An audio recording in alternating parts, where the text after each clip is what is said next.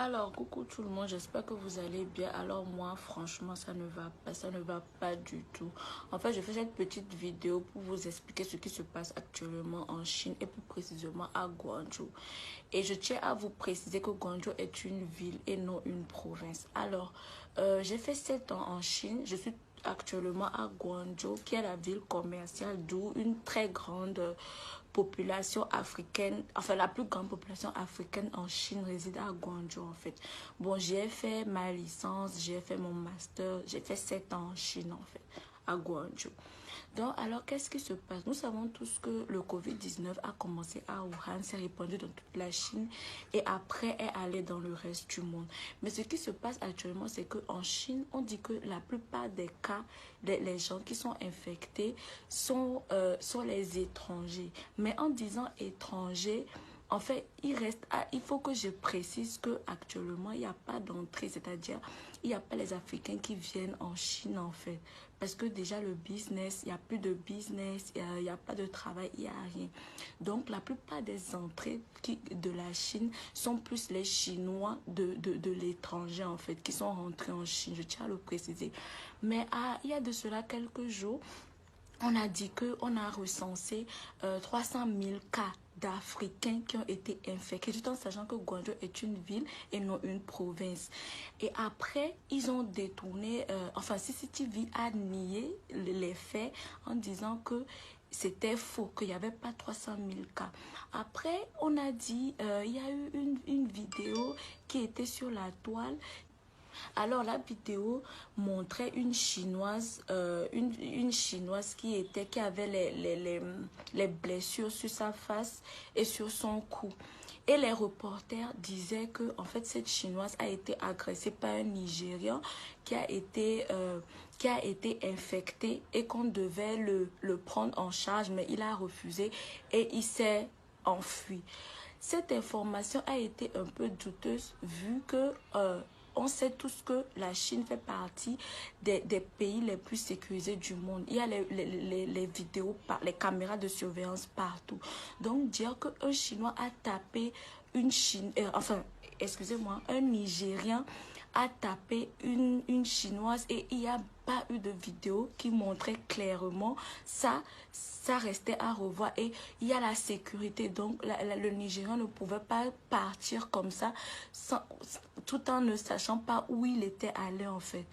Et après, ils ont renversé la situation en disant qu'en fait, il y a eu 5 Nigérians qui étaient allés dans un resto chinois et qui étaient positifs au Covid-19, mais qu'on ne sait pas là où ces Nigériens sont allés et c'est pour ça qu'on met toute la communauté africaine dans le même bateau.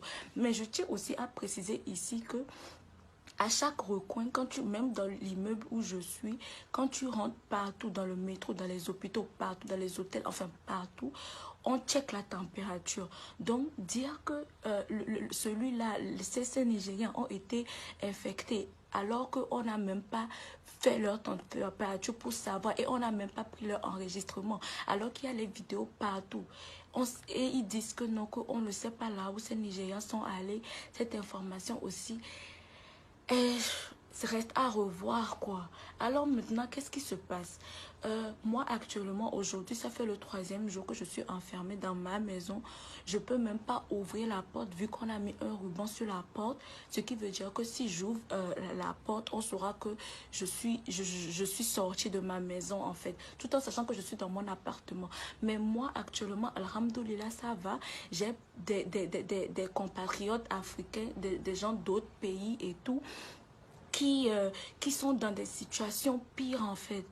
Eux, on les a pris par force de leur maison, alors qu'ils sont dans leur appartement, on les a pris de force dans leur maison pour aller dans un hôtel où ils sont obligés de passer. Alors, je tiens à préciser que c'est pour 14 jours. La quarantaine se fait pendant 14 jours, alors qu'on a été testé négatif au Covid-19. Malgré ça, on nous enferme dans nos maisons. Alors, nos compatriotes africains, eux, ils vont passer ces 14 jours dans l'hôtel et ils doivent payer la nourriture et les frais d'hôtel par eux-mêmes. Alors que ça fait déjà quoi? 3 mois qu'il n'y a pas d'entrée, il n'y a pas de travail, il n'y a pas d'entrée. Tout est fermé en Chine. Enfin, il n'y a rien à faire, quoi. Tout est fermé en Chine alors qu'on paye nos appartements. Et ils se disent que ces gens de personnes, ces personnes vont trouver l'argent où en fait. Ils vont trouver l'argent où. Il y en a, les bailleurs profitent de cette situation pour chasser les gens de leur maison sans raison valable, juste parce qu'on leur a dit que en fait les Africains ne sont plus bienvenus dans leur pays. Donc du coup, même moi précisément, je ne peux même pas aller en bas pour aller payer, pour faire les emplettes en fait. Comment je fais? C'est que il faut scanner un code ou les appeler, leur dire ce que tu veux, les payer et ils amènent ça, ils mettent ça devant ta porte. Et tu attends, tu prends, après ils referment la porte et ils remettent le ruban sur le portail en fait. C'est juste inhumain, c'est juste inhumain. Vous pouvez pas comprendre ce qui se passe actuellement en Chine, c'est trop. Et à part ça, juste pour vous faire comprendre comment le racisme, le fait que c'est juste le racisme, c'est que il y a un autre compatriote africain, lui, il est avec une noire américaine. Qu'est-ce qui s'est passé? On est venu chez eux, on les a amenés au poste de police en leur disant que non, qu'ils devaient aller passer leur quarantaine de 14 jours à l'hôtel. Ils ont pris leur passeport et en prenant leur passeport, ils se sont rendus compte que l'autre noire américaine, la noire était américaine. Alors ils étaient, je sais pas, ils étaient un peu choqués et ils l'ont redonné le passeport à la noire américaine. Et la noire américaine a dit que oui, voilà mon petit ami, je peux pas le laisser dehors et tout. Genre, on fait comment et tout. Et le policier lui dit carrément qu'il n'y a pas de problème, qu'il peut juste faire 3 jours, enfin, cet Africain peut juste faire 3 jours de quarantaine et c'est bon. Après, il peut circuler librement. Ce que je veux vous faire comprendre, c'est que qu'est-ce qui se passe?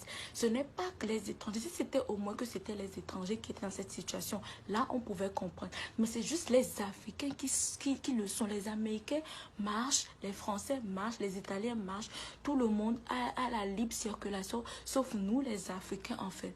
Et cet Africain qui sortait avec la noire américaine a eu l'aisance d'esprit de demander à cet officier que, mais ce n'est pas 14 jours la quarantaine. L'officier a dit que non, je ne sais pas. Je ne sais pas. Donc, voyons un peu cette discrimination envers les Africains. On n'a pas le droit de rentrer dans les hôtels, de rentrer dans les restaurants, de payer n'importe quoi. Même quand tu descends dans la rue, si la Chinoise voit qu'il y a un Africain en liberté, il a le droit de le dire aux policiers en fait.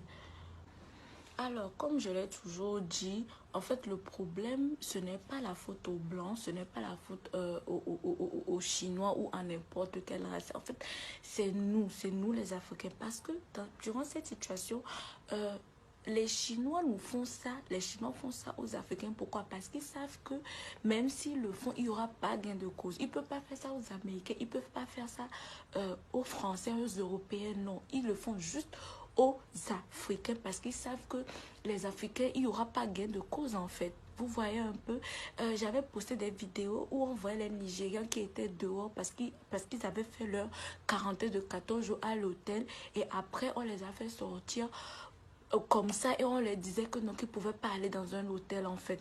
Mais il n'y a que le consul du Nigeria qui s'est levé à parler à ces autorités chinoises. Et ce qui est un peu choquant aussi, c'est que ces autorités chinoises n'avaient rien à dire. Ils n'avaient pas de preuves. Ils ne disaient pas pourquoi ces Nigériens étaient dans cette situation. Vous voyez, c'est seulement le consul du Nigeria qui fait ça. Alors, le consul du Togo est où en Chine? Le consul enfin l'ambassade du Congo, l'ambassade du Cameroun, enfin tous ces pays, même les pays anglophones, ils sont où? Ils sont où? C'est pour ça que je dis que en fait le problème ce n'est même pas les Chinois, c'est nous les Africains, c'est nous les Africains en fait. Et aussi, je vois dans les commentaires certaines personnes, parce que je tiens à préciser que cette situation est à Guangzhou, pas dans les autres villes, c'est seulement à Guangzhou en fait. Et vous voyez des commentaires de nous les Africains disant que non, que c'est parce que les Africains qui sont à Guangzhou sont un peu décalés, ou c'est parce que les Nigériens aussi ont une façon de réagir, parce qu'on n'est pas chez nous, on est dans un pays, on est dans un pays étranger, mais quand même, est-ce une raison valable? Comment un Africain peut avoir ce genre de commentaires tout en sachant que les autres dorment dans la roue, qu'il y a une injustice. Même si un Nigérien a fait quelque chose, c'est pour ça qu'on va mettre peut-être toute la communauté nigérienne, même pas toute la communauté nigérienne, mais toute la communauté africaine. C'est pour ça que je vous dis que en fait, le problème, c'est nous les Africains, c'est nous les Africains.